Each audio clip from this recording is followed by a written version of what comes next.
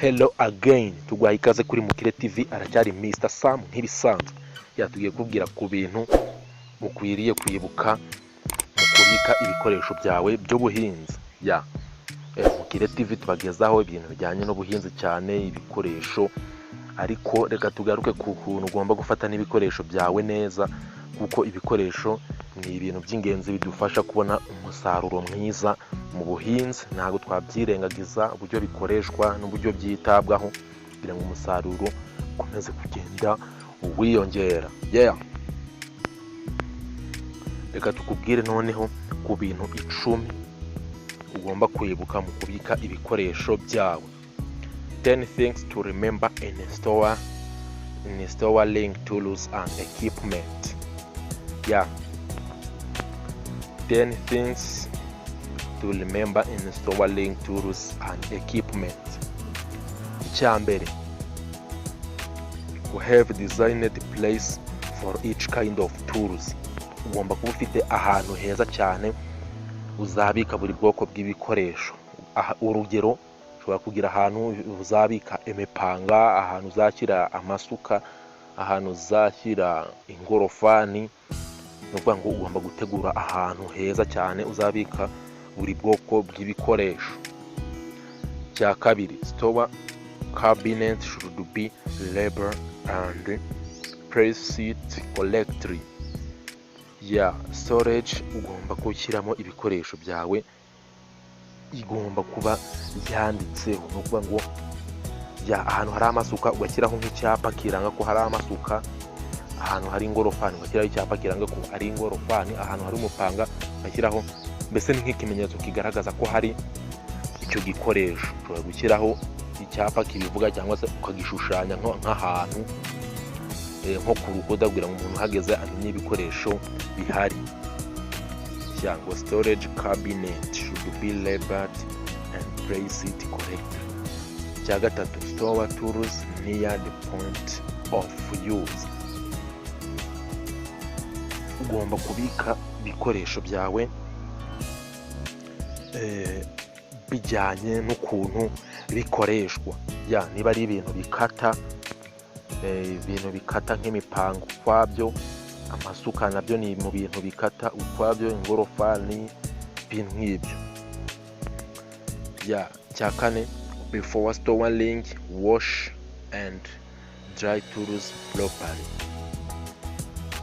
Mbere yo kubika ibikoresho byawe ugomba kubanza wabyoza ukanabyanika witonze kugira ngo bizabashe kuramba bimare igihe kirekire. Cya gatanu, storage, store knife properly with sharpened edge down when not in use.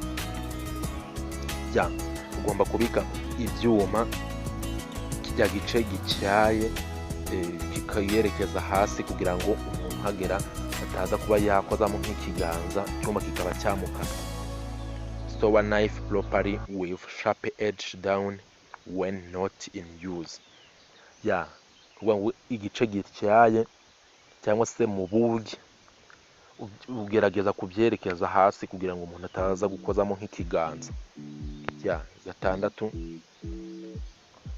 frequently used item should be put in accessible location.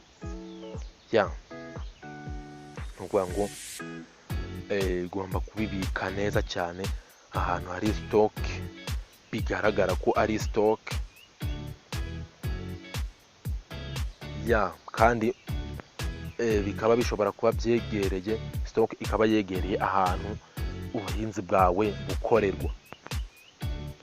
Cya karindwi, electrical cord should be gathered and secured to prevent snagging.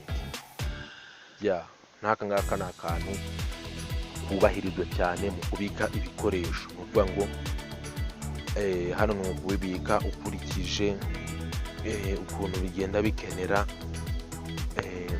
nk'amashanyarazi se, cyangwa se babibika ku mwihariko bigiye bifite.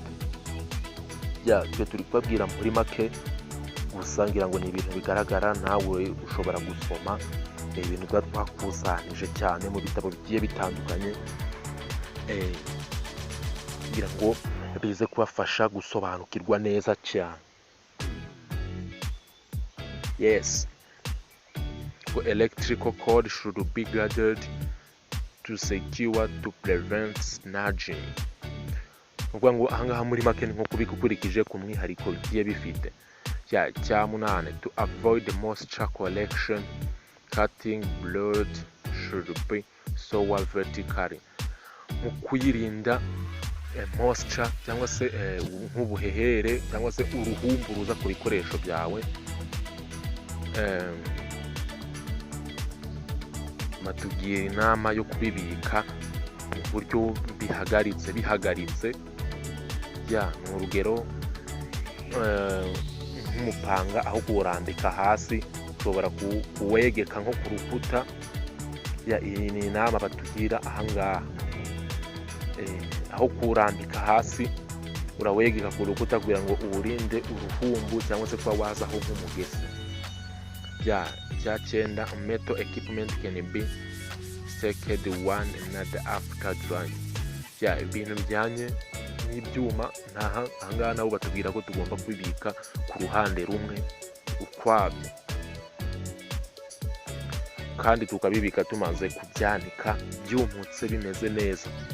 Cya cumi, areas for storing equipment should be clean, dry and not overcrowded. Ahantu uzabika ibikoresho byawe hagomba kuba hasukuye, humutse, kandi hatari ibintu by'amazi, atari amazi cyangwa se hadakonja cyane. Muri make tugenda tubabwira mu ncamake gusa ko urabona ko tuba twabikusanije bisobanutse neza cyane. Ibi ni bimwe mu bintu 10 bigufasha kubika ibikoresho byawe neza, kuko ibikoresho ni kimwe mu bintu bigeza umusaruro mwiza ku bahinzi. Ntabwo twakwibagirwa kubigarukaho kuko ni ikintu cy'ingenzi cyane mu guteza imbere ubuhinzi. Niba uri mucya kuri Mukire TV, please don't forget to subscribe.